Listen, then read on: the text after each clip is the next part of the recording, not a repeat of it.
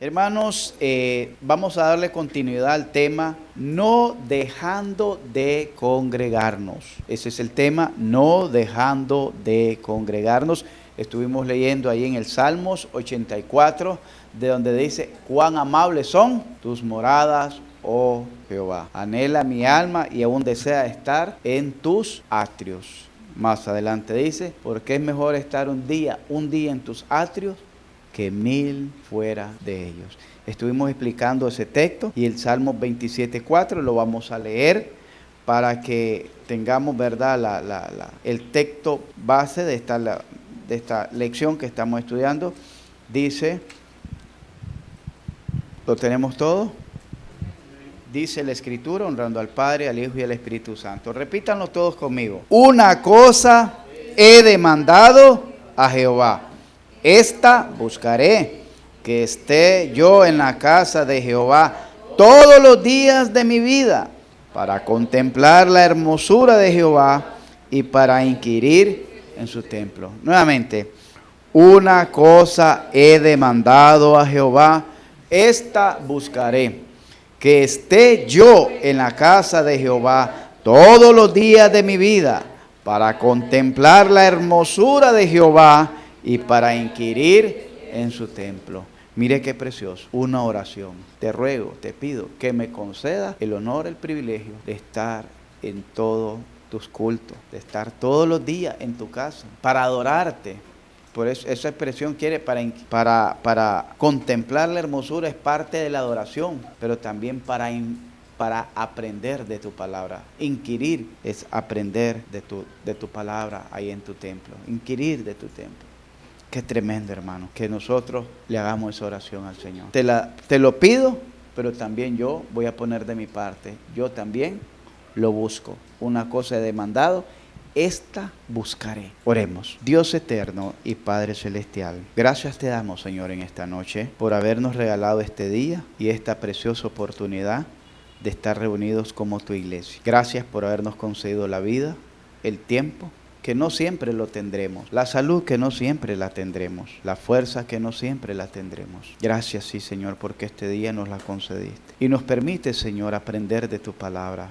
Nos permitiste llenar tu trono de alabanza, de gloria y de exaltación. De llenar, Señor, y tributar ante tu presencia, adoración, a través de cada himno, cada alabanza. Y ahora, Señor, nos permites aprender de tu palabra. Y qué hermoso ese salmo, esa porción de tu palabra, donde nos motiva, Señor, a orar no solo por nuestras necesidades económicas, a orar no solo por nuestras necesidades materiales, a orar no solo por la salud, a orar no solo por los proyectos, sino también a orar, Señor, y a procurar cumplir nuestra oración, nuestro compromiso de estar todos los días en tu casa de oración, para adorarte y para aprender cada día más de ti. Que esa oración pueda estar presente en el corazón de cada uno de mis hermanos y aún los que nos miran por los videos y nos escuchan en los audios, Señor. Puedas despertar tú una convicción en cada corazón, puedas poner tú, Señor, una carga en cada corazón, un deseo en cada corazón de buscarte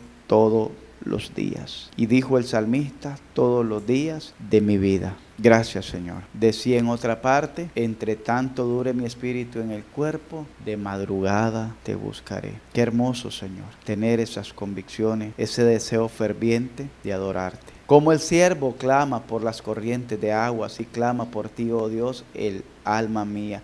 ¿Cuándo vendré y me presentaré delante de ti? Fueron mis lágrimas mi pan de día y de noche, mientras me dicen, ¿dónde está tu Dios? Qué hermoso, Señor, que en medio de la aflicción, en medio de la angustia, del problema, sintamos esa necesidad, esa sed de buscar de ti, Señor, de clamarte a ti, de refugiarnos en ti. Permítenos, Padre mío, que esta enseñanza nos despierte ese deseo ferviente en cada uno de nuestros corazones. Para gloria de tu nombre te lo pedimos, por Cristo Jesús. Amén y amén. Bien, mis hermanos, les decía el tema, no dejando de congregarnos. Eso aparece en Hebreos capítulo 12, versos 25. No dejando de congregarnos, como a algunos ya se les hizo una costumbre. Dijimos también que hay íbamos a ver 3 razones, pero cada una de esas razones tenía sus diferentes características de por qué no debemos dejar de congregarnos. Y la primera razón que estudiamos el domingo anterior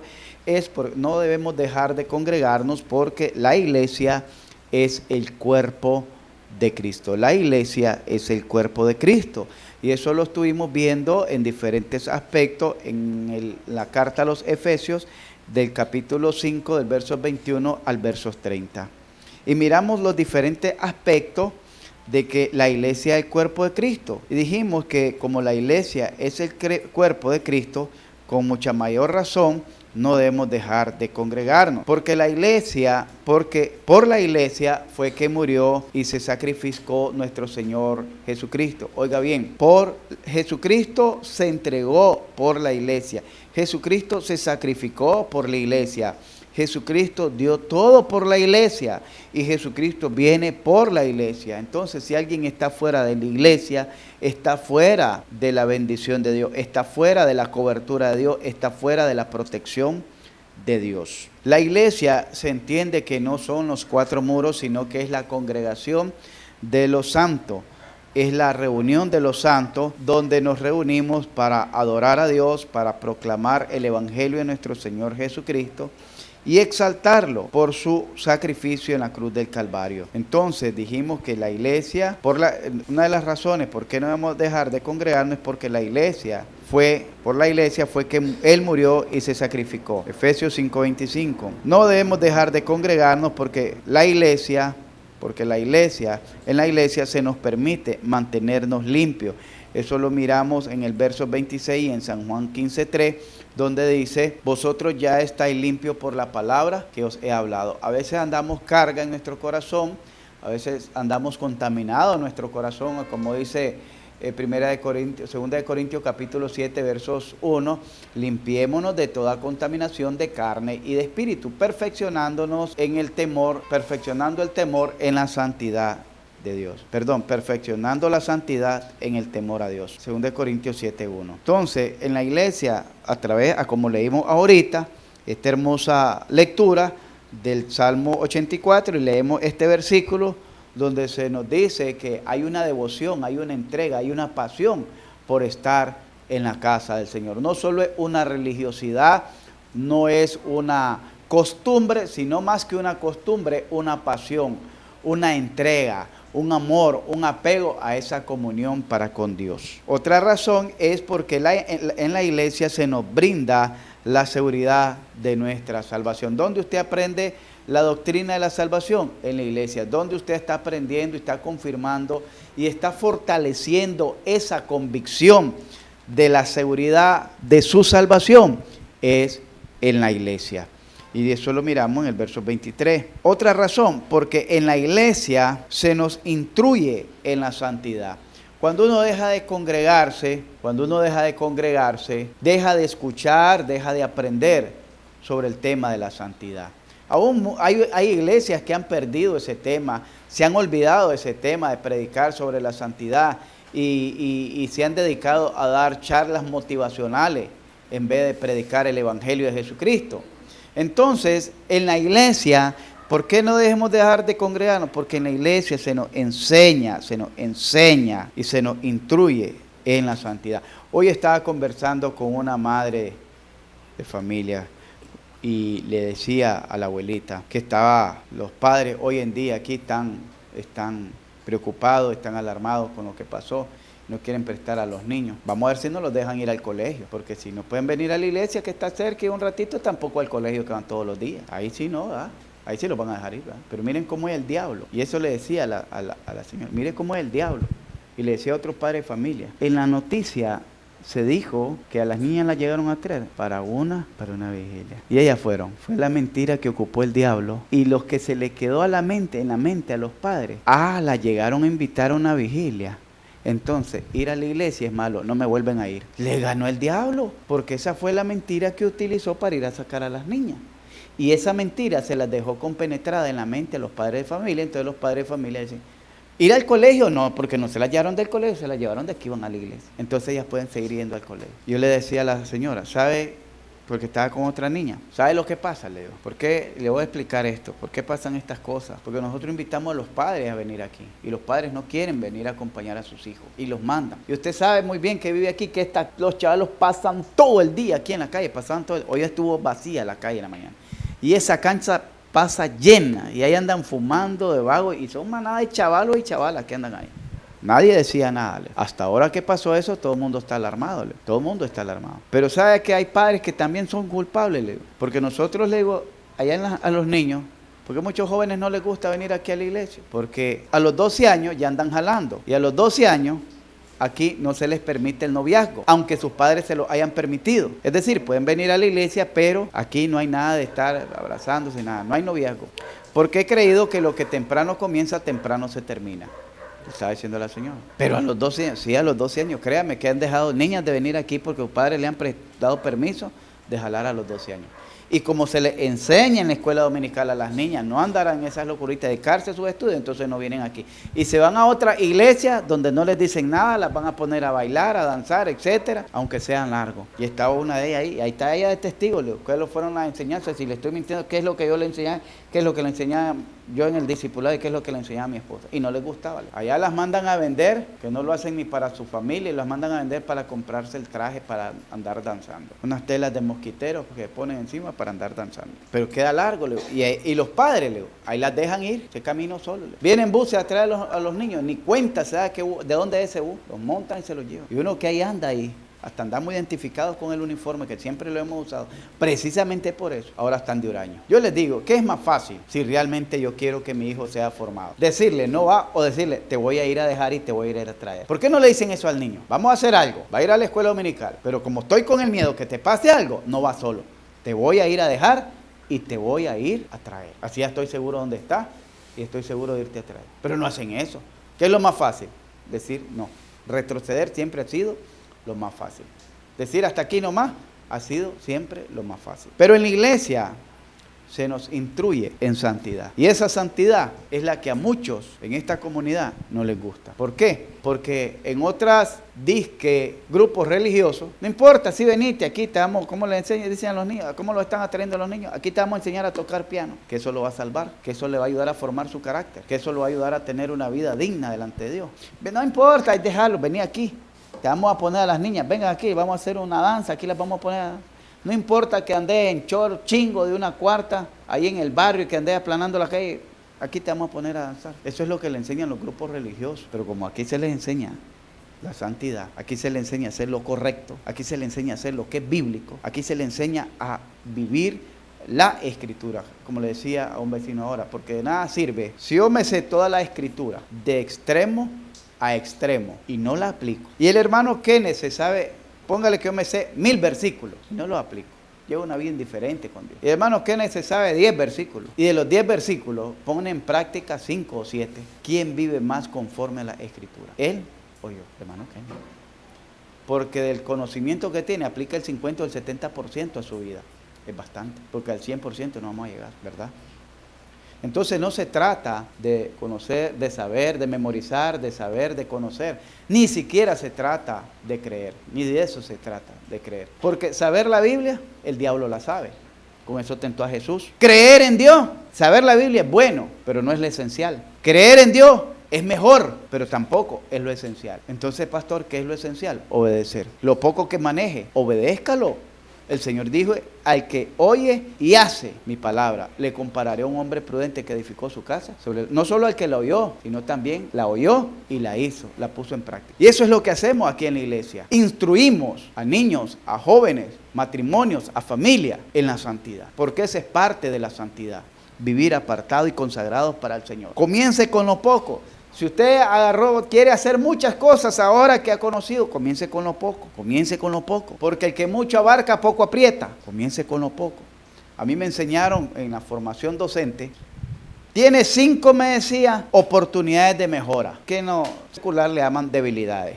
Ahí era oportunidades de mejora, porque son oportunidades para que yo mejore. Escoja 2 o 3 en cuáles se compromete mejorar en este nuevo periodo de evaluación. Porque nos evaluaban cada 2 meses, cada 3 meses. Entonces, a la primera evaluación me dijeron, tiene tantas, ¿cómo le llaman? Fortalezas, pero tiene 5 oportunidades de mejora. No me dijeron cumpla con las 5, agarre 2 o 3 meses. Mire, escoja usted en 3 a 5, 2 o 3, ¿con cuál se quiere comprometer para? Y así deberíamos de ser nosotros. Tratar de irnos comprometiendo con lo poquito, Y ya superamos esto, ya mejoramos en esto, en la oración. Bueno, ahora puedo asumir la oración, la lectura. Ya mejoré en la lectura, ya me siento otra vez en calor, fortalecido. Estoy orando, estoy leyendo. La fidelidad. Ya estoy mejorando en la fidelidad, la santidad. Estoy mejorando y ahí va poco a poco. Porque de eso se trata. El Señor dijo que Él iba a perfeccionar la obra, no en un día, hasta que Él viniera. Entonces es un proceso que llevamos, claro.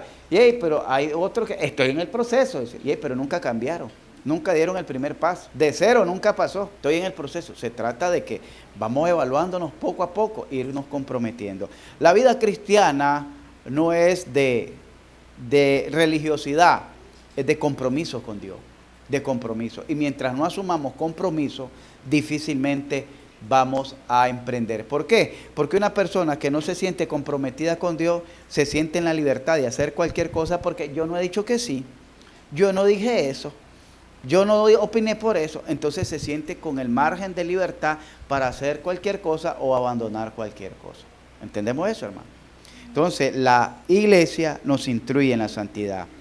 Otro aspecto de la razón por qué no debemos de congregarnos es porque en la iglesia Jesucristo nos sustenta y nos cuida. Eso lo tiene en el Salmo 23, pero ahí también en el verso 29 del capítulo 5 de Efesios. En la iglesia Dios nos sustenta y nos cuida. Dios tiene cuidado de nosotros. Eso estuvimos hablando, un tema específico.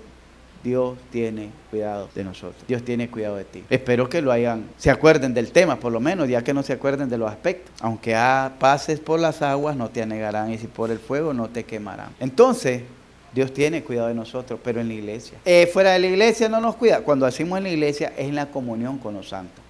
No entre las 4 paredes, en la comunión, en ser parte de este cuerpo. ¿Qué pasa si alguien cuando le pierde un miembro de su cuerpo? Si yo vengo y me amputo este dedo, ¿verdad? Lo estoy separando de mi cuerpo. Y lo cuelgo ahí de un hilito para estarlo viendo. ¿Cuánto dilata vivo ese miembro de mi cuerpo ahí? ¿Cuánto? Horas. Porque al ratito ya comienza a descomponerse y al día siguiente apesta. ¿Por qué? Porque todos sus tejidos, sus células, están muertas. ¿Y por qué están muertas? Porque el torrente sanguíneo que las mantiene vivas, la sangre en los pequeños vasos capilares o pequeños vasos sanguíneos, ya no está circulando sangre. Y la sangre es la vitalidad que nos da vida. ¿Por qué a las personas de diabetes le amputan sus pies o sus miembros? Porque por esa parte ya no circula sangre, entonces se descompone, se descompone y con cualquier herida eso se vuelve incurable, se le hace infección. Entonces mejor le amputan porque le llaman gangrena. Entonces, así es un miembro separado del cuerpo de Cristo. Está próximo a morir en sus pecados. Está próximo a descomponerse de aquella vida que tenía en Cristo y ahora separado de Cristo está próximo a descomponerse. ¿Por qué? Porque ya la vitalidad que le daba vida, que es la unión al cuerpo, ya no la tiene. La unión al cuerpo ya no la tiene. Otro aspecto de la razón por qué no nos vamos a congregar, dijimos, porque en la iglesia Dios nos permite participar de la comunión con Cristo. No solo entre nosotros, sino también con Cristo. Eso lo vimos en el verso 30. Ahora vamos a ver la segunda razón. La segunda razón por qué no debemos dejar de congregarnos es porque la iglesia es donde somos perfeccionados. La iglesia es donde somos perfeccionados. Déjeme decirle que yo pasé ese proceso y algunos de ustedes lo han pasado. Usted puede haber leído varios capítulos de la Biblia y puede haberlos memorizado, puede haberlos deleitado, pero hay muchas partes de la Biblia donde la Biblia tiene una sola interpretación. Y para poderle dar, dijimos, la correcta interpretación, hay que recurrir al contexto, donde en el contexto incluye la historia, incluye las costumbres, la forma de vida, el tiempo en que estaba viviendo, la persona que lo escribió, quién era, de dónde era, cómo era. Entonces, el contexto implica varios factores, ¿verdad?, para poder determinar la correcta interpretación de la Biblia. Pero después de la interpretación correcta, Una vez que yo tengo la interpretación correcta, puedo hacer una aplicación sana y correcta de la Biblia, que es diferente. Por ejemplo, ahí en los dos cimientos, donde dice los dos que edificaron casa, tenemos una sola interpretación ahí, ¿verdad? Que es una comparación que Dios estaba haciendo acerca de los que oyen y hacen la palabra. Yo la puedo aplicar a la iglesia, yo la puedo aplicar a la persona sabia, a un hombre, y la puedo aplicar a la familia. Son tres aplicaciones diferentes, ¿verdad? Tres aplicaciones diferentes. La puedo aplicar a la familia, al hombre como cabeza de familia, a alguien que va a emprender algo, también a un emprendedor se puede aplicar, que ponga todo en las manos del Señor, y lo puedo aplicar de manera personal. Son aplicaciones que están dentro de lo que es la correcta interpretación. Entonces, es en la iglesia donde nosotros somos perfeccionados. Oiga bien, en eso lo miramos en Hechos capítulo 2, versos 21 al 47, y ahí lo vamos a ver, este aspecto, Hechos 2, del 41 al 47, y dice que en la iglesia es donde somos perfeccionados. ¿Por qué en la iglesia es donde somos perfeccionados? Por ejemplo, mire el error de la sociedad, La sociedad hoy en día dice, y se ha dicho, que la escuela, hablando de lo secular, es el segundo hogar de los niños, ¿verdad? Y se tenía eso por la formación que se le da. Entonces dijo alguien, la escuela es el segundo hogar del niño cuando el hogar sea la segunda escuela del niño. ¿Entendimos eso? La familia dice, la escuela es el segundo hogar de mi hijo, pero la escuela va a ser el segundo hogar de mi hijo cuando mi hogar sea la segunda escuela de ese niño. ¿Qué significa? Que se tiene el error de que en la escuela es donde tiene que aprender todo el niño, todos los principios morales, el respeto, y así tienen el concepto aquí en la iglesia. Los padres, como tienen ese concepto de la escuela, mira qué mal educado, y viene de la escuela y pasó entre medio y no saludó. Es que en la escuela no le andan enseñando a saludar a un niño. En la escuela le enseñan matemática, español, ciencias naturales, le enseñan ciencia, no le enseñan valores morales. Los valores morales se enseñan en el hogar, el respeto se enseña en el hogar. ¿Entendemos eso? Entonces lo mismo tienen el concepto, mire bien, las familias contemporáneas, que la responsabilidad de ellos se la transfieren al colegio, y si los niños van a la iglesia, la responsabilidad espiritual de ellos se la transfieren ahora a la iglesia. La escuela es la responsable de los principios morales y sociales del niño, y la iglesia es la responsable de los principios espirituales de aquel niño. Y entonces, ¿qué va a aprender en su casa? Nada. Los padres están frescos de vacaciones, pero la Biblia nos enseña en Deuteronomio capítulo 6, que nosotros somos los que en la casa es que se le debe enseñar al niño, al acostarse, al levantarse, al andar por el camino, etcétera. Es en la casa, no es en la iglesia ni en la escuela, es en la casa. Entonces, la iglesia es donde somos nosotros perfeccionados, porque aquí es donde comenzamos nosotros a nacer, a crecer, a ser desarrollados. Por ejemplo, tenemos en la formación, dice la iglesia, en la formación de personas regeneradas. La iglesia no regenera, oiga bien, la iglesia no regenera. La iglesia no cambia a nadie. Ese es el grave error que hay en muchas personas y en la mente de la mayoría de personas. ¿De qué te sirve ir a la iglesia si no has cambiado? Es que la iglesia no cambia a nadie. Aquí no es un centro de restauración. Oiga bien, la iglesia no es un centro de restauración. No es un centro de terapias. No, en la iglesia es el centro de formación espiritual. Formación, no restauración. ¿Quién es el que regenera entonces si no es la iglesia? El Espíritu Santo. Tito 3:5.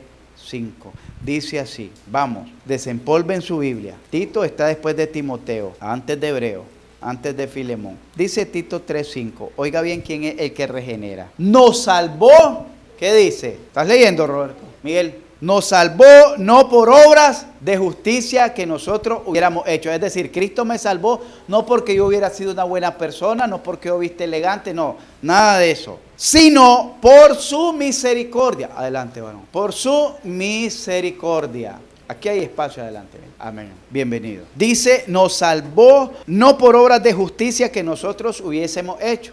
Es decir, no nos merecemos la salvación, no hemos hecho nada bueno. Sino por su misericordia. ¿Por el lavamiento de qué? Y por la renovación ¿en quién? ¿Quién hace el trabajo? Dios. ¿Por medio de quién? Por medio del Espíritu Santo. La iglesia no regenera a nadie. La iglesia no cambia a nadie. Quien hace la obra es el Espíritu Santo de Dios en el corazón de cada uno de los presentes. El Espíritu Santo le redarguye. Primeramente lo hace sentir esa carga, esa necesidad de entregarse a Dios. Y después le hace sentir esa carga y esa necesidad de seguir buscando cada día cómo agradar más a Dios. Y si usted tiene algún pecado del cual usted está consciente, o algún vicio, alguna adicción de la cual usted está consciente de que eso le está estorbando en su diario caminar, entonces usted solito, en su relación con Dios, en su interés por Dios, en su amor para con Dios, siente esa carga, esa necesidad de ir abandonando ese pecado y le dice al Señor, Señora, ayúdame a batallar contra este pecado que está estorbándome. Y Dios obviamente le va a responder, porque ¿cómo no le va a responder Dios esa oración si es lo que Dios quiere que vivamos para Él y para su gloria? Entonces, dijimos, la segunda razón por qué no debemos dejar de congregarnos es que en la iglesia es donde somos perfeccionados, en la formación de persona regenerada. ¿Qué quiere decir? Que el primer paso es que una persona regenerada quiere decir transformada, quiere decir nacida de nuevo, quiere decir una nueva criatura. Entonces Dios hace la obra, el Espíritu Santo, de convencerla de justicia, juicio y de pecado. Y entonces aquella persona, cuando siente la convicción, la carga de su pecado, la culpabilidad de su pecado, y se siente impotente contra aquel pecado, ese pecado me domina, yo soy impotente, tengo años de tener este vicio y no he podido. Señor, aquí te lo entrego. Se da cuenta que necesita ¿qué? Un Salvador.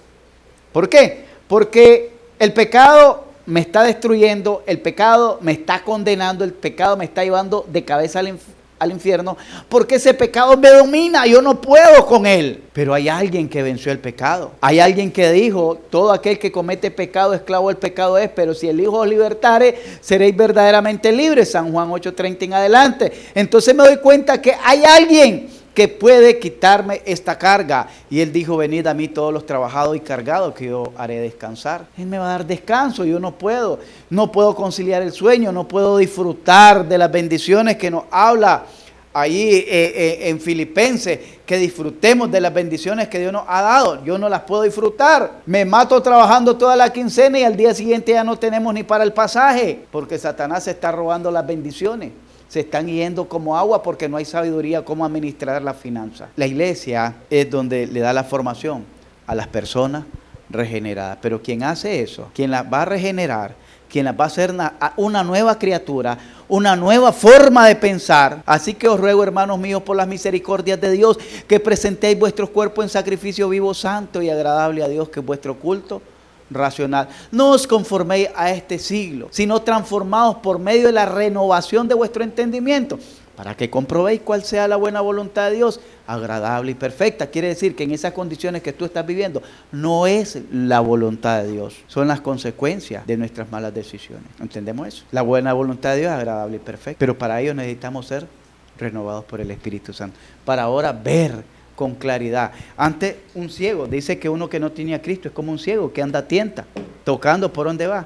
Pero uno que tiene a Cristo le han abierto los ojos y ahora sé por dónde voy, donde no me voy a tropezar. Pero un ciego va ahí y pegó la chimpinilla o la rodilla, que hasta que duele el alma cuando uno se golpea la rodilla. Pegó en la esquina de una mesa, de una silla. ¿Por qué? Porque no miró. Pero cuando estamos en Cristo y hemos sido nacidos de nuevo, miramos la silla y nos apartamos de Él. Cuando somos ciegos, no miramos la silla y nos tropezamos con Él. Cuando estamos en el mundo, no miramos las consecuencias de las malas decisiones y nos tropezamos y los lastimamos, y no solo nos lastimamos nosotros, sino que lastimamos hasta nuestros seres queridos con esas malas decisiones.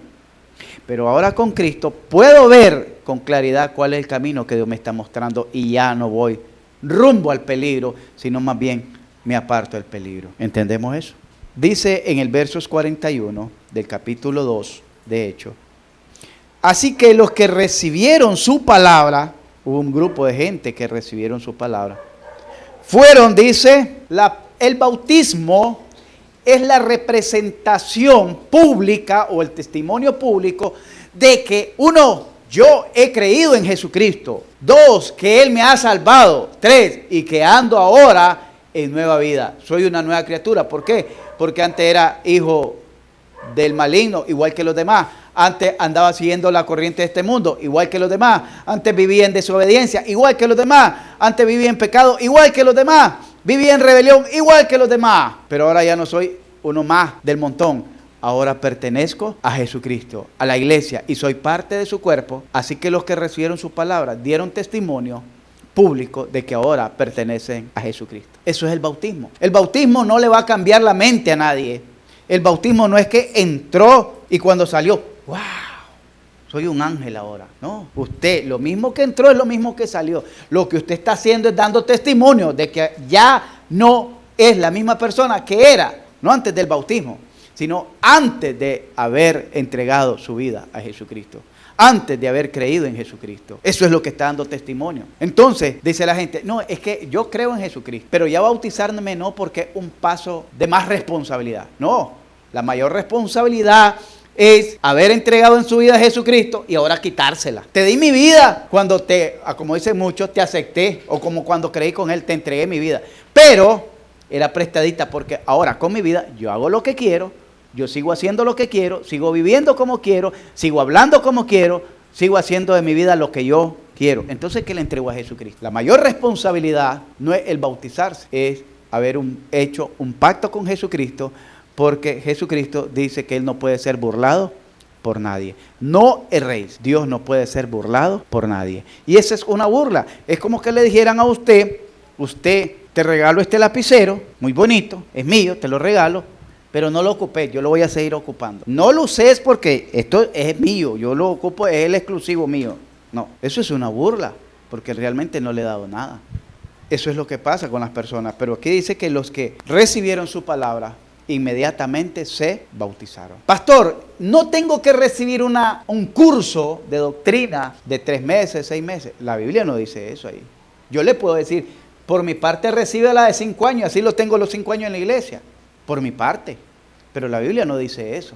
La Biblia dice que los que recibieron inmediatamente se bautizaron. Lo mismo pasó con Pablo, lo mismo pasó con el etíope, lo mismo pasó con el carcelero de Filipo, lo mismo pasó con la vendedora de púrpura. Todo, si usted lee el libro de los Hechos, dice que los que creían inmediatamente se bautizaban. Pero ahora hay que convencerlos, rogarles, suplicarles, andar detrás de ellos.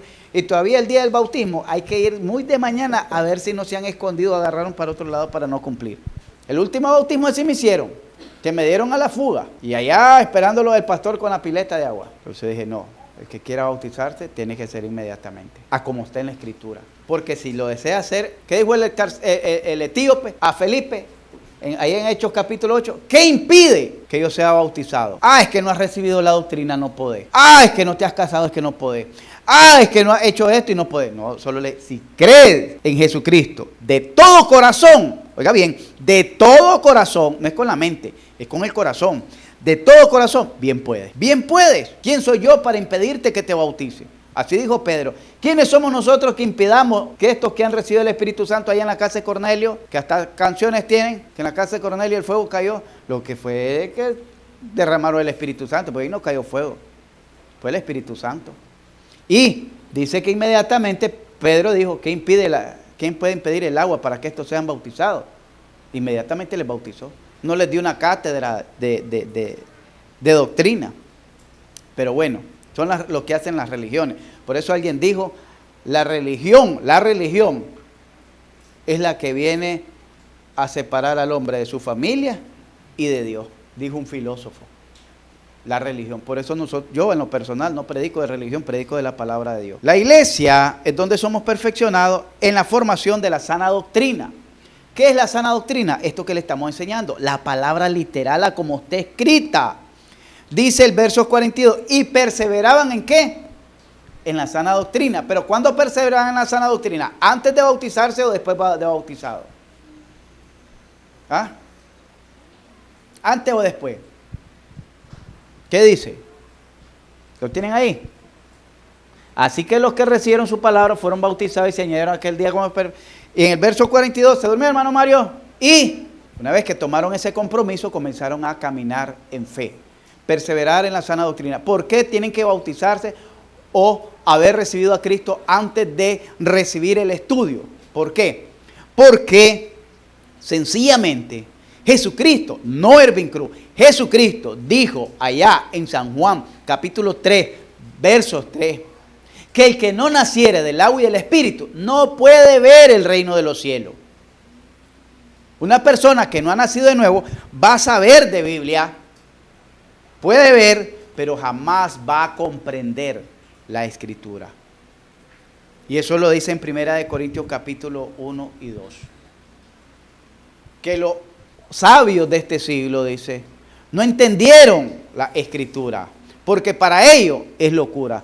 Porque para poder entender la Escritura, tenemos que primero nacer de nuevo, para que Dios abra nuestro entendimiento, para que Dios abra nuestros ojos espirituales. Y hasta ahora entiendo, yo ahora puedo entender que esto es malo, que esto es bueno, que esto es así, que esto es allá. Pero antes no lo entendía. Esto que le estoy enseñando, para mí antes era locura andar en la iglesia. ¿Qué es eso, andar en la iglesia? Eso es religiosidad. Eso es locura. Esa gente vaga que no tiene que hacer. ¿Sabe qué decía yo? Mi religión no me lo permite. Cuando andaba de vago. ¿Y cuál es tu religión? La mía. No tenía nombre, la mía. ¿Estudias? No. ¿Por qué? Porque mi religión no. ¿Y cuál religión es esa? Pues la mía. Mis propias creencias de vago. Para justificarme por qué no estudiaba y por qué no iba a la iglesia. Pero ahora me doy cuenta, a través de la Escritura, la bendición de congregarme. La pasión que debo tener por congregarme. A como decía el salmista, una cosa he demandado a Jehová y esta voy a buscar, que yo esté en la casa de Jehová todos los días de mi vida para contemplar la hermosura, es decir, para poderlo adorar por lo que Él es y para aprender cada día más de Él. ¿Cómo pueden aprender algunos hermanos si tal vez no vienen a los cultos regularmente? Entonces van creciendo de una manera deforme y se vuelven cristianos mediocres.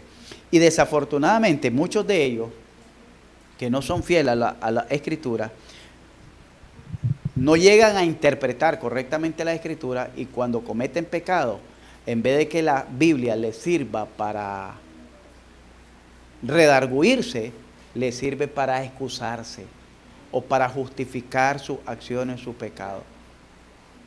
Me decía yo, ¿quién me va a decir si yo me sé toda la Biblia? ¿De qué te sirve si no la pones en práctica, Leo? ¿Qué me vas a decir vos si aquí dice eso? Sí, pero allá también dice otra cosa. Entonces, hermanos, había uno que decía, 7 veces cae el justo y 7 veces el Señor lo levanta. Así me dijo alguien, porque se había ido al mundo y ya tenía, pero iba, ¿cuántas te faltan, Leo? Porque yo te he contado como 5, cada vez que todos los diciembre que te salís de la iglesia para andar en las pachangas que hacen. Pero la Biblia dice 7 cae, ahora dice la Biblia, ¿quién cae 7 veces? Alguien que anda de parrandero, anda practicando la justicia. ¿Ah? Alguien que anda en adulterio está practicando la justicia. 7 veces cae el justo en tristeza, en prueba, en depresiones o sí, emocionales. Está ahí desempleado y entonces abrumado por la crisis. Entonces hay una tristeza. Entonces a ese triste que está abrumado y siente, Señor, ¿por qué estoy pasando esto? Señor, ¿por qué a mí? Tú sabes cómo he sido, tú, Señor, aquí. A ese el Señor lo levanta. ¿No dijo eso el Señor Jesucristo del fariseo y el publicano?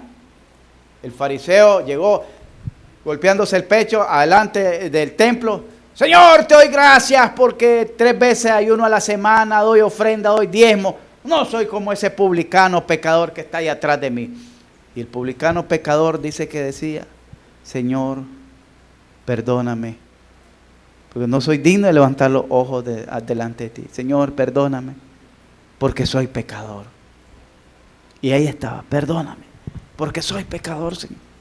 Y dijo Jesús de ellos dos, ¿quién de los dos se levantó justificado?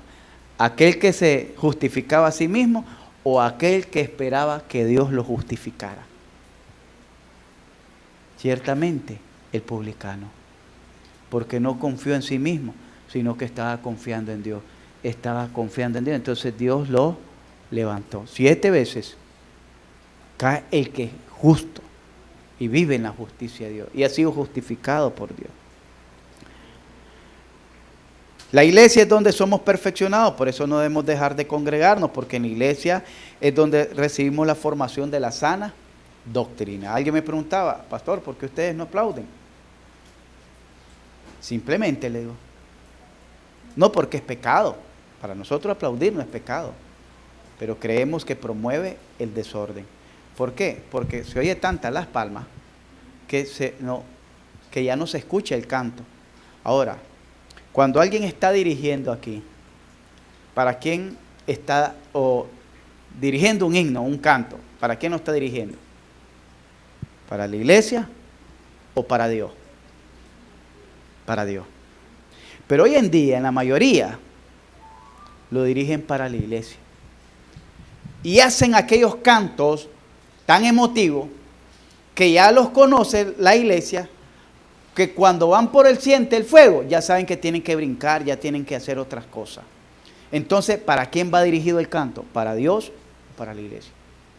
Y dar un brinquito, y hacer esto, y hacer el otro, están cantando para la iglesia. ¿Y para quién tenemos que cantar nosotros? Para Dios. Cuando la iglesia está palmeando, le digo, así le expliqué, comienzan a palmear y comienzan así, y comienzan así, y comienzan ahí, y ahí van.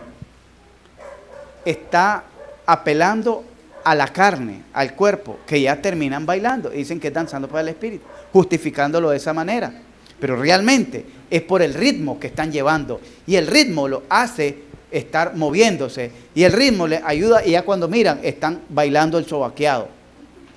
Sí, y hay unos que saltan y salen, y ustedes los pueden ver, yo los he visto, yo los he visto mucho, les digo, soy sincero, porque yo con mi esposa y mis hijos comenzamos y nacimos en una iglesia pentecostal y miramos todo ello. Pero miramos y pasamos como más de 4 años en la iglesia pentecostal. Y participaba yo en conferencias y todas esas cosas. Y mirábamos el ritmo. Entonces, pero realmente, ¿qué es lo que anda buscando Dios de acuerdo a San Juan capítulo 14, versos 20 y algo? Dios anda buscando adoradores que le adoren en espíritu y en verdad. Pablo decía, cantaremos con el espíritu, pero cantaremos también con el entendimiento. ¿Qué quiere decir? Que yo voy a estar consciente que lo que yo estoy haciendo es lo que la palabra de Dios me dice que yo haga. Y muchos dicen, pastor, pero David danzaba. David era pastor, pero era pastor de ovejas y llegó a ser rey de Israel. David danzaba, dice. Sí, es cierto. Pero antes que David danzara, las mujeres danzaron ante el becerro de oro. Y Pablo habla de ellos en 1 Corintios capítulo 5. Danzaron al becerro de oro y cayeron y fornicaron también ante el becerro de oro. La hija de Herodías danzó para Herodes, que era su tío, pero como era una danza sensual, el tío no respetaba eso y le ofreció la mitad de su reino. Y ella le dijo, danzo por una sola cosa, pide lo que querrá. Bueno, cuando termine, todo lo que veas te lo doy. ¿Qué fue lo que pidió después de la danza? La cabeza de Juan el Bautista. Entonces, yo no voy a agarrar un texto porque alguien danzó, porque me enseña también que otros danzaron de diferentes formas. La danza del pueblo de Israel, oiga bien, era como el folclore de nosotros los nicaragüenses. Esa era la danza. Y ellos lo ocupaban y danzaban las doncellas para recibir a los reyes cuando venían de ganar victoria, venían de ganar guerras. Y David danzó cuando traía el arca de Dios y la llevaba a la casa que él le había preparado. Entonces danzó. Y danzó no en el templo porque no existía el templo, danzó en la calle. Y por eso dice que la hija de Saúl, Mical, lo miró y lo despreció, porque un hombre no debería danzar, eran las mujeres, las doncellas. Y ahí ¿qué le pasa a ellos? Y lo menospreció en su corazón. Pero, ¿y cómo danzó David? Sin ropa. Se quitó la ropa. Y ahí, pero entonces es desorden. No, él lo estaba haciendo para Dios públicamente como rey de Israel, mostrando así que él era un hombre mortal y que lo que llevaban a aquella arca era la presencia de Dios que se había apartado de ella. Pero ahora no lo hacen así en la iglesia, ni lo hacen para eso, lo hacen por competencia, a ver quién lo hace más. Y siempre son las mismas personas. Pero ¿por qué no danzan en su casa? ¿Por qué no danzan dentro de un bus? ¿Por qué no danzan en un mercado? ¿Por qué no danzan cuando van en la calle? Si David no lo hizo en el templo, lo hizo en la calle. Porque se salen del contexto histórico. Por eso le estaba hablando de la interpretación. Eso se llama doctrina. Aplicar la Biblia correctamente. No agarrar un tuquito de la Biblia y esto me gusta. Eso no me gusta. Eso no es así, hermano. Si dice la Escritura, toda la Escritura es palabra de Dios. Toda fue inspirada por Dios. No solo un tuquito, no solo lo que me gusta, no solo lo que me conviene, no solo lo que he oído. Voy a leer también lo que Dios escribió concerniente a esto. ¿Qué dijo Moisés? ¿Qué dijo David? ¿Qué dijo Mateo? ¿Qué dice Jeremías? ¿Qué dice Lucas? ¿Qué dijo el mismo Jesucristo referente a esto? Yo les pregunto, el mayor avivamiento para la iglesia se vivió en Aposento Alto. El mayor avivamiento. Ahí se danzó ahí. Y decía alguien, la danza es un don. Si la danza es un don, ¿verdad? Que dicen mucho. ¿A dónde aparece aquí en la Biblia que es un don? En la iglesia. Que me muestren en una parte de los dones que aparece la palabra danza. No hay. Y todos se remontan, solo es que David danzó. Porque alguien vino de afuera y trajo ese famoso avivamiento a Nicaragua, entonces ya se regó como pólvora porque para que miren que yo también soy espiritual, yo también voy a menearme. Porque si me quedo así, es como me decía alguien ahora, ¿sabe por qué no me gusta ir a la iglesia? Porque fui a una vigilia, a un culto ahí en la calle, y el pastor dijo, no me voy de aquí mientras no se arrepiente un alma. Y solo yo estaba. Y yo le dije a la que estaba conmigo, prima, anda vos, le dice, para que nos vayamos, si no este hombre no nos deja de irnos. Hoy me lo contaron, hermano, en la mañana. Anda vos, pasa vos, le dice, porque si no este hombre no nos deja ir, nunca termina esto, nunca. Eso no es así, hermano, eso se llama manipulación. Porque ¿quién va a hacer la obra? ¿El predicador o el Espíritu de Dios? Pero eso se ha vuelto famoso. En la iglesia es donde somos perfeccionados. ¿Usted quiere aprender la Biblia correctamente? Está en su iglesia. Léala, léala, léala. Y ahí va a ser instruido, ahí va a ser enseñado. Porque yo como hombre, yo puedo equivocarme. Créame, puedo estar parado aquí, pero puedo equivocarme. Pero la Biblia jamás se va a equivocar. Porque por miles de años ha sido la misma escritura. La misma escritura. Y por eso les digo, cuando me encuentro personas, muéstremelo con la escritura. ¿Sabe qué me dijo alguien? Es que ustedes los bautistas solo son Biblia. Y pues, si la Biblia es la palabra de Dios, ¿a qué me voy a aferrar? ¿A la filosofía, a la química? No. ¿A los cuentos, a las novelas de Pablo Coelho para poder predicar? No. A la Biblia. Y me dijo esa persona, yo prefiero creer a lo que dice mi pastor que a lo que dice la Biblia y usted. Entonces, así me lo dijo. Yo le dije, qué pena por usted. Así se lo dije, qué pena por usted. Porque ¿sabe quién fue que murió por usted? Jesucristo. Y sabe que un hombre, así se lo dije, un hombre puede equivocarse. Dios nunca se va a equivocar, porque Él es Dios. Sí, pero yo prefiero, porque ella era inconversa. Le invitaron a un retiro espiritual, a un famoso encuentro, y regresó siendo profeta y siendo la misma. Entonces a los días se había enfermado y le dijo, llegó el pastor que la había llevado y le dijo el pastor, O sea, estás enferma porque vos te adelantaste. Sos profeta, pero ahorita no. Tenés que pasar un proceso, le dice, de aprendizaje. De ser, ¿cómo le dijo? De formación. Te tenemos que enseñar todo lo que es profecía. Pero vos te adelantas. Por eso estás enferma, le dice. Porque tenés el don, pero tenés que aprender primero. Porque ella se puso a andarle poniendo la mano a todo el mundo. Claro, miró que eso era bonito y se sintió ahí aparte del club. La iglesia, una razón por qué no debemos dejar de congregarnos, es porque la iglesia es donde somos perfeccionados. Es en la iglesia donde recibimos la formación de la comunión entre hermanos. Oiga bien, la comunión entre hermanos. La iglesia, miren esta iglesia, la mayoría de las iglesias, nos hacemos llamar hermanos y se saludan, Dios te bendiga, hermano. Oiga bien, pero cuando hay una necesidad, no es tu hermano. Estás pasando necesidad, pero no es tu hermano.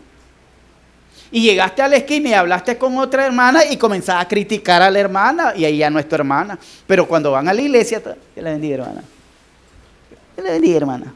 Dios la bendiga. Todos son hermanos, pero del diente al labio. Pero en la práctica no existe eso. No hay un cuidado, no hay una protección, una convivencia como hermanos. No nos miramos como hermanos. No buscamos ese... Hermano, ¿cómo está? ¿Cómo se siente? ¿Cómo ha pasado? Aquí, hermanito, no se preocupe, le damos palabra de ánimo. Tranquilo, hermano. Y al día siguiente, hermano, ¿cómo amaneció? ¿Cómo sigue? ¿Todo bien? Sí, bien, gracias, ok. Hermano, ¿cómo está? Ahí vamos, ahí. Siga adelante, fuércese, claro, aquí estamos para apoyarlo, somos una familia. Y nos reunimos, el grupo de hermanos. Ve, los líderes, hermano Chico. No es el maestro Chico, hermano Chico. Está sin trabajo. Y está pasando tiempos difíciles. Hermano, llevémosle una canastita de provisión, Chico. Esa es la familia. La familia no solo es reunirse en un culto para aplaudir, cantar, etcétera, etcétera. La familia es para cuidarnos cada uno de nosotros y vernos como verdaderamente somos hermanos. ¿Hasta qué punto, pastor? Hasta el punto que Cristo dio su vida por sus hermanos. Hasta el punto que Cristo prefirió él sentir todo el dolor, todo el sufrimiento, toda la carga, toda la tortura, con tal que sus hermanos no lo pasaran. Sus hermanos de carne y sangre, no. Aquellos discípulos que les dijo, ya no seréis mis discípulos, ya no los llamaréis mis discípulos, sino que los llamaréis mis hermanos. Y yo no quiero que ustedes sufran, prefiero sufrir yo. Yo no quiero que ustedes carguen con esa culpa eterna, prefiero cargarla yo en la cruz del Calvario. ¿Sabe qué significa eso? Prefiero quedarme, tenía, por decirle algo, apartado un poquito de provisión para la semana. Dejémoslo de 2 días y compartamos con el otro que no tiene para la semana. Mita. Mira, amor, este pantalón ya está roto, busquemos a quien regalárselo. ¿Le gustaría a usted que le regalen un pantalón roto? No, el hermano necesita. Bueno, este es el dominguero, que se vaya el dominguero. Hermano, yo he probado la mano de Dios, mire. Una vez, recuerdo, y no por jactancia, recuerdo que hubo un terremoto en Masaya. Y solo de la casa de nosotros sacamos 2 sacos. Uno de ropa y zapatos de nosotros. Y un saco que me fui con mi esposa a comprar al súper provisión. No era que teníamos. Pero se dio la catástrofe y nosotros éramos fieles a Maranata, a la radio Maranata, y ahí estaban pidiendo colaboración para los del terremoto de Masaya. Llevamos nosotros, hasta la fuimos a dejar y todo. Me quedé con 2 mudadas. Cuando miré, ya tenía como 5 o 6 mudadas. Y no es que me fui al mercado a comprar. Me regaló mi hermano una camisa, otra camisa. Mi mamá me da, más, te dejo tu hermano Juan Ramón, ahí dejo esta ropa ahí, agárrala. Me queda, sí, hasta más guapo me miro. Así el Señor nos multiplica y nos da. Porque en la iglesia no somos hermanos de la religión, somos hermanos por el vínculo de la sangre de nuestro Señor y Salvador Jesucristo. Eso es ser hermano. Preocuparse. Dice, llorad con los que lloran, reíd con los que se gozan, sufrid con los que sufren. Eso es ser hermano. Yo no puedo estarme tirando un pollito ahí, no es que no tenga derecho, pero estar, amor, vamos al rostipollo o a la TikTok a comernos un pollo, sabiendo que en uno de los hogares de mis hermanos hay necesidad. No puedo, hermano, créame que, es más, me puedo quedar pegado con el huesito de la Y aquí en el gaznate porque no me lo voy a comer tranquilo. No me lo voy a comer tranquilo, créame, porque ya lo he vivido y ya lo he practicado. No estoy tranquilo, no estoy conforme. Es más, me siento una culpabilidad que no puedo ni dormir si me pasa eso. Entonces, y siento una paz profunda cuando siento que he cumplido lo que Dios ha puesto en mi corazón, porque son mis hermanos, son mi familia. Y ustedes lo han visto con el compartir que hemos hecho todos los años. Tal vez los hermanos visitas o nuevos no han experimentado eso, el compartir, pero qué tremenda es esa fiesta, el compartir. Y todos comiendo. La única que con la única que no me gusta hacer compartir es con la hermana Dori. Les digo esto porque no está. Porque siempre me dice, aquí le traigo sus chayotes cocidos y sus verduras cocidas. No, hermana, no me traiga eso hoy. Le digo, ¿cómo hoy me va a traer eso? Un día pasé por donde y me dice, pastor, lo invito a almorzar. ¿Quiere comer? Como estaba cocinando el hermano Carlos, ¿y qué tenemos ahí en las cazuelas? Le digo, ahí hay chayote cocido, ahí hay ensalada. No, hermana, le digo, eso no me diga, le digo. Espere que me enferme, le digo otra vez, pero desde ya enfermos come uno eso, y sano come uno eso, entonces no tiene chiste, le digo. Hermanos, somos una familia en la fe y nos miramos como familia. Tenemos que cuidarnos como familia y tenemos que amarnos y protegernos como familia.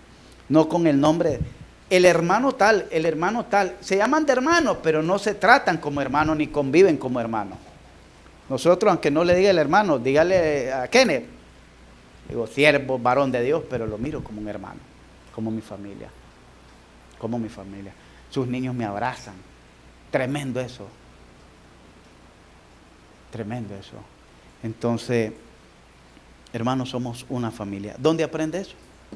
Aquí en la iglesia. Y aquí va a hallar un amor que quizás en su familia ya no lo haya. Para eso está la iglesia. Pongámonos en pie, vamos a orar. Vamos a seguir esto el próximo domingo.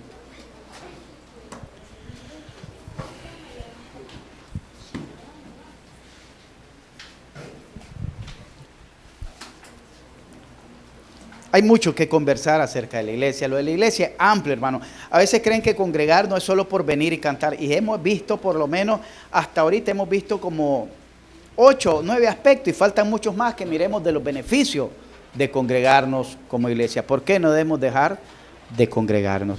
Hemos avanzado tal vez un 50% en estos 2 domingos. Entonces quiere decir que hay mucho todavía por compartir. Oremos. ¡Wow! Vení, Cris. Hacete aquí que vamos a orar por vos. Aquí tenemos a Cris. Nosotros hemos estado orando por Cris. Mucho. Tenemos meses de estar orando por él. Y gracias por haberlo traído. ¿Cómo te sentías en la iglesia? Bien. Es que aquí tenemos que estar, ¿verdad? Decía el Señor, es mejor estar un día en tu atrio que 1000 fuera de ellos, ¿verdad? Bien, vamos a orar por Cris. ¿Cómo sigue Cris? Tomografía, ok. ¿Usted es su papá? ¿Y usted es su mamá? Ok. ¿Y vos sos su hijo? Ok. Así somos aquí nos gozamos.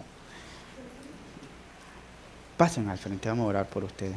¿Ustedes ya se congregaban en otra iglesia? Sí. Ok. Bien, esperamos, ¿verdad?, que este servicio le haya servido de edificación. Y que sepan que aquí Cristo tiene una iglesia y ustedes también, donde son bienvenidos y también son amados. Señor y Padre que estás en los cielos, gracias te damos, Señor, por este hermoso privilegio que nos das de haber sido instruido en tu palabra y de haber sido visitado por Cristo, Padre. Gracias, Señor, porque todavía nos permite estar con Cristo. Gracias, mi Dios. Rogamos, mi Dios, en esta noche que tu mano repose sobre la vida de Cristo. Que tu mano, Señor, no se aparte de él. Que tus ángeles lo guarden en todo tiempo y en todo momento. Que tú sigas supliendo a su papá y a su mamá, Señor, lo necesario, los recursos necesarios, materiales, de medicina, de salud, para que ellos puedan seguir teniendo cuidado de Cristo. Y creemos, Señor, que la obra que tú comienzas, tú la perfeccionas hasta el día de tu venida. Gracias, Señor, por que él salió bien de la radioterapia. Y esperamos, Señor, que esa tomografía refleje los mejores resultados esperados por ti. Esperamos en ti, Señor, de que tú perfecciones tu obra y le des la completa sanidad a Cris. Y que Cris llegue a ser un hombre, Señor, de bien. Que pueda llegar, Señor, a ser un siervo tuyo. Que Cris pueda llegar a glorificar tu nombre y dar testimonio con su vida del milagro que tú has hecho en él. Rogamos por él, Señor. Rogamos, Señor, que seas tú glorificándote en esta familia y en cada una de nuestras familias. Rogamos, Señor, por la familia de Miguel Ángel, Señor, y Cándida, que seas tú glorificándote en ellos y ayudándoles, Señor, en sus necesidades, en sus dificultades, pero sobre todo ayudándoles, Señor, a que ellos puedan disfrutar de esa comunión contigo y esa paz contigo. Porque todo lo demás vendrá por añadidura, Señor. Rogamos, Señor, por Néstor, que él está emprendiendo una vez más el reto de la vida, Señor. Que seas tú dándole sabiduría, dándole fortaleza, pero sobre todo que tu temor esté siempre como una señal en su frontal, Señor. Que siempre esté presente en sus pensamientos y en su corazón el temor reverente hacia ti, para que a través de eso él pueda fortalecer su vida espiritual de una vez y para siempre, entregarse en tus manos de amor, donde él estará seguro, Señor. Rogamos por el hermano Ridir y su familia que lo ayuden, Señor, a seguir adelante. Rogamos por cada una de las familias aquí presentes, aún por las ausentes, que no vinieron quizás por la lluvia. Pero rogamos, Señor, que seas tú produciendo en ellos el querer y el hacer, para no dejar de seguir recibiendo esa enseñanza, esas instrucciones que les permitan crecer y madurar en el camino de la fe. Rogamos, mi Dios, que nos lleves con bien a nuestros hogares, gozosos de haber aprendido de tu palabra. Por Cristo Jesús te lo pedimos con acciones de gracia. Amén y amén. Amén. ¿Cómo se llama usted? Mauricio. Sí, me gusta sentir la presión. Erwin Cruz para servirlo. Está sintiendo la presión, ¿verdad? Son 13,000 voltios que están corriendo ahí por sus venas. ¿Su nombre? Cándida. Dios me la llene de su gracia y su paz. Y el tuyo, escribe, ¿ah? ¿Esos son tus papas? Ok. Hermano, ¿vos sos su hijo? ¿Ella es tu maestra? Gracias, pastor.